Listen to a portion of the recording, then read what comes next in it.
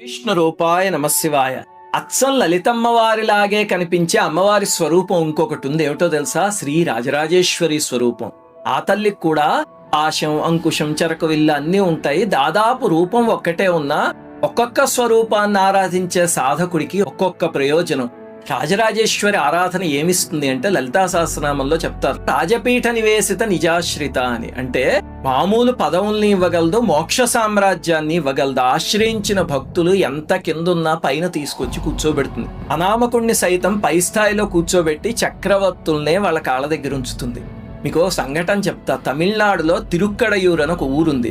అక్కడ అభిరామి అనే పేరుతో అమ్మవారు ఉంటారు. ఆ ఆలయంలో నిత్యం అమ్మవారిని ధ్యానిస్తూ ఒక భక్తుడు ఉండేవాడు, సుబ్రహ్మణ్య అయ్యర్ అని.